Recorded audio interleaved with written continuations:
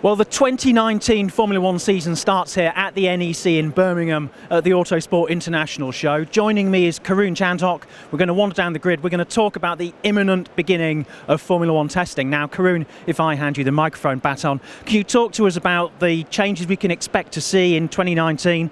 We're standing by the Ferrari. Let's talk about what exactly they're going to be doing. We've got a new driver lineup. We've got Charles Leclerc joining them. What is going to happen with this team this year? Yeah, I mean, massive changes at Ferrari over the winter. Obviously, Kimi Raikkonen's gone, which, he seemed to be on a never-ending streak of one-year contracts, but they've now pushed Charles Leclerc in. I think it's going to be a really exciting change. He's going to push Vettel hard. He's a young fighter. They believe he's the future. I think he's done a phenomenal job. If you look at his rookie season, he was unquestionably the Rookie of the Year. He's got all the right things on his CV, hasn't he? Formula 2 champion, GP3 champion, fantastic in go-karts before, on the podium in the Macau Grand Prix. He's got all the right boxes ticked on his CV, and he's delivered in the Ferrari junior team, really, at Sauber. So big changes also behind the scenes, because Maurizio Arrivabene is gone, team boss, and Mattia Binotto, their technical boss, is now taken over. So, that's an interesting one, because I think that really makes him the only technical leader at the moment of a team, really, if you look especially amongst the top ones. So, and I don't know how that's going to work, because being the technical boss of a Formula One team is a 24/7 job. Being the team principal is a 24/7 job, which is why, Ron Dennis needed John Barnard, which is why Frank Williams needed Patrick Head. Today, Toto Wolff need James Allison, or Christian needs Adrian Newey, and equally the technical guys need the team principals. But now Mattia's sort of across both. I'll be interested to see how they restructure it and reorganize it, and because Ferrari have not won the last two World Championships, not because of how quick the car was. They had a car fast enough in 2017 and 2018 for Vettel to be world champion, but they didn't do it. So the one thing that Mattia, I think, has done very well is delivered a good car. Now, will he end up taking his eye off the ball? He'll have to. There are only 24 hours in a day. He can't do both jobs at the same level. So I hope Ferrari are able to restructure technically and keep them competitive. But yeah, it's going to be interesting to see. I mean, should we wander further around, because we've got a whole host of cars here. I don't know about you, Codders, but for me, the biggest question heading into the new season is how competitive can Red Bull Honda be? Because if Red Bull Honda can be competitive, Max Verstappen has shown already last year that he's ready to be a World Championship contender. He is exactly like Lewis was in 2007-8, He's had his period of building up. Now he's ready to fight for the World Championship. So, yeah, I'd be interested to see. What do you think? I think it's going to be very interesting because, of course, Honda are new to the Red Bull organisation. They've had a sort of a taster year with Toro Rosso, and what we saw was the relationship between the two sides was a lot less rancorous than it was between McLaren and Honda, and that's probably because team boss Franz Tost had spent a lot of time in Japan when he was Ralf Schumacher's bag carrier in Formula Nippon, and so he understands how that relationship works, and we saw it become a lot less adversarial. And Red Bull clearly have got some sort of data. I mean, you'd probably agree that they must have access to some sort of data that suggests to them that they're going to have a better deal with Honda than they had with Renault. Yeah, I mean, don't forget, they obviously had Toro Rosso, their junior team. They had access to the information, they could see. And also, I think from Honda's standpoint, next year, they've got 4 cars. You can actually see the Honda logos on the car for the first time. But they've got 4 cars on the grid who are all going to be collaborating. Red Bull, Toro Rosso, their sister teams, they're going to be sharing information, sharing development.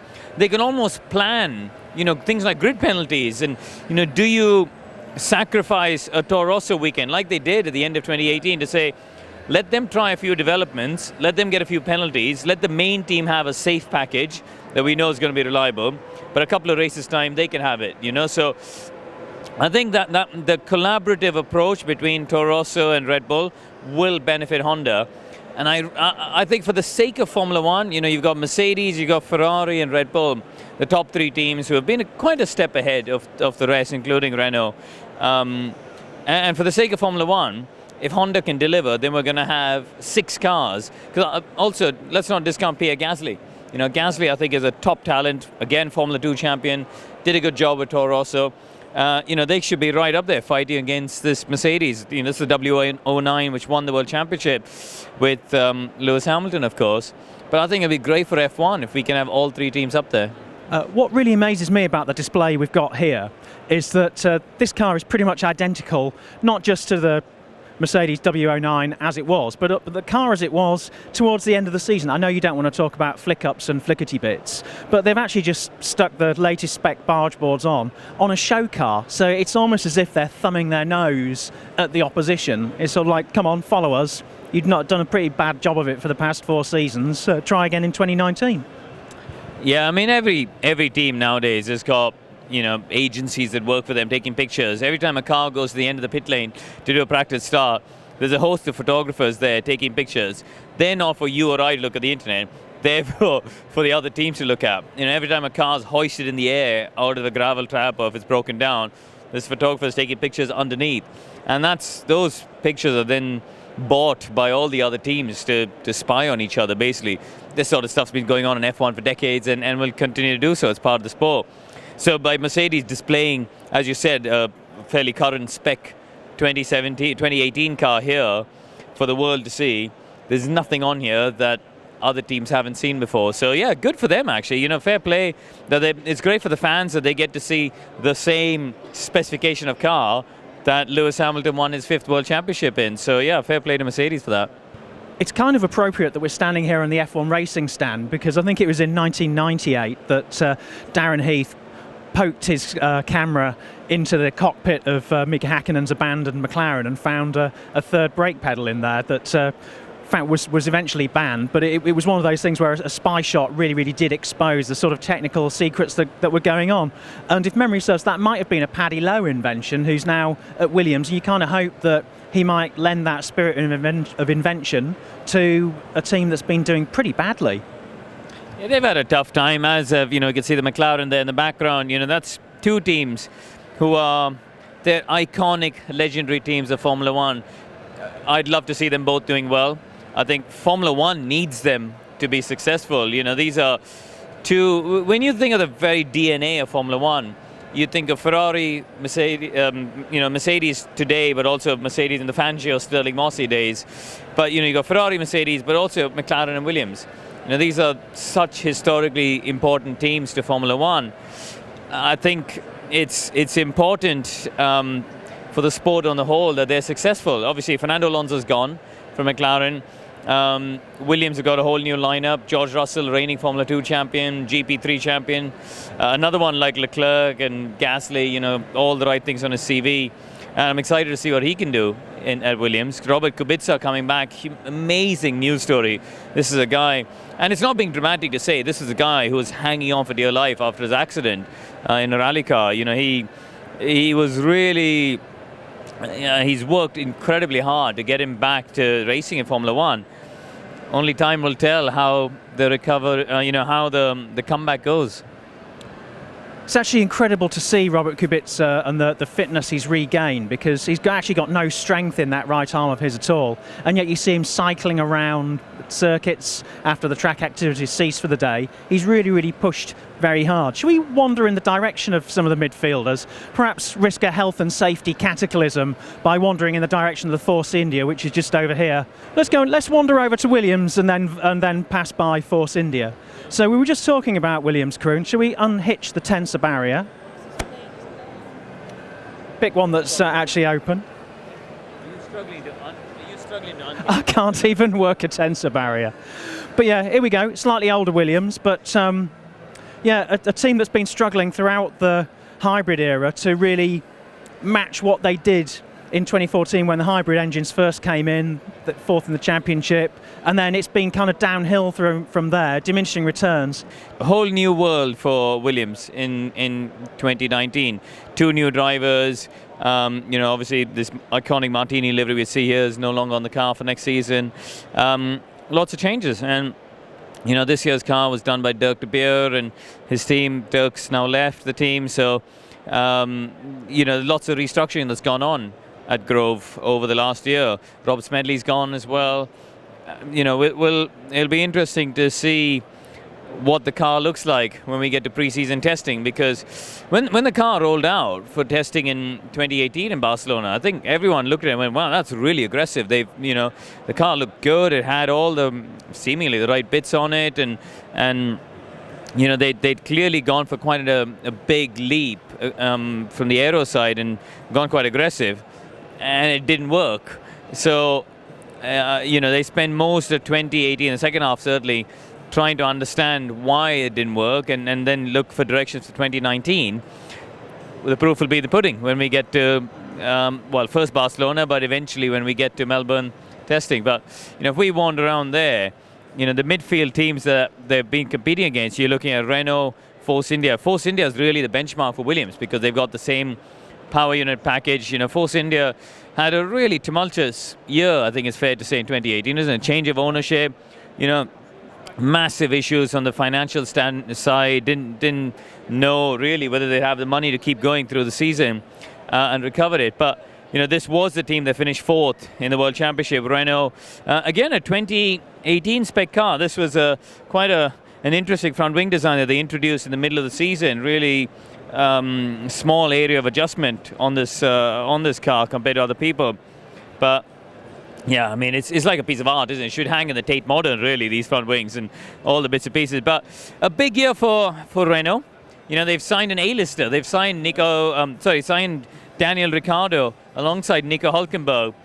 I think it's a big, big year for Nico Hülkenberg because he's not really got anything to lose. If he ends up behind Daniel, then people go, well, Daniel's an A-lister. He's expected to be ahead of Nico. But if he beats Daniel, then all of a sudden for his reputation, he's beaten the guy who's being paid a fortune, been brought in from a top team. The A-list driver is being beaten by someone who hasn't really been rated by a top team to give him a seat. So I think there's a great opportunity for Nico Hülkenberg to cement his place in 2019. Where do you view Nico Hülkenberg in the pantheon of Formula One talents? Because he's been around for a few years. He's got this horrendous statistic that he's one of the drivers who's competed in the most races without actually winning one, which is quite a shame because, or even having a podium. So, to my mind, he's mega talent. We saw it at Force India, we saw it at Williams. Somehow he's always been in the wrong place at the right time. Do you think that now Renault have hired Daniel Ricciardo, now they've signed an A-lister, they need to produce a car that is worthy of that talent, and they need to show it quite soon, and Nico Hülkenberg might just reap the rewards from that? Yeah, I think that's what he's hoping for. I mean, I raced with Nico in GP2. All my years of junior Formula racing, there were only two drivers that I raced against, and I thought, yeah, you're mega. You're really mega. And one was Lewis Hamilton, who made a one-off cameo at Brands Hatch when I was in Formula 3 in 2003. I followed him out the pit lane on the Grand Prix circuit, and his car control was just immense. And I just thought, yeah, you're seriously good.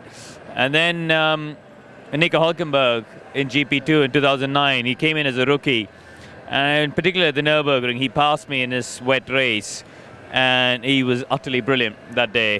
He won the race. So, I really rate Nico. I think he works hard. He's very, technically minded. He's integrated very well with the Enstone team, and I'd like to see how that battle pans out. I think it's going to be a fascinating story.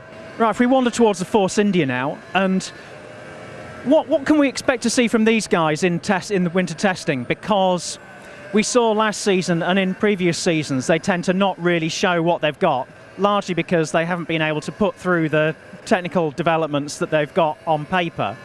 So how do you think testing's going to pan out? Are we going to not see much from them until maybe the last few days, or do you think we won't even see much in the way of new developments until Melbourne? Well, tradition nowadays, the teams, they start the test with one spec of car, then the second week has another spec. By the time you get to Melbourne, it's another spec. But where Force India and Andy Green have been particularly good is in-season developments. I think Andy Green is a really good technical manager, I think, and he's been instrumental in making sure that this team delivers good performances, not just at round 1, but also at round 21. And sometimes you see that in the midfield teams, they start off well and then drop off. Toro Rosso, another example of that we've seen over the few years. But I think Force India have been very good at pushing in-season development. despite all of their changes of ownership and financial issues, they still had the 5th fastest car at the end of the year, which is amazing, really, to see. For a relatively small team and budget and stuff. Now they've got a massive new investment come in, they've got new owners. I'll be interested to see how they get on. So, yeah, on the whole, I think plenty to look forward to as we head to testing. Well, Karun, thank you very much. It's been a pleasure to have you. Hope you enjoyed the show.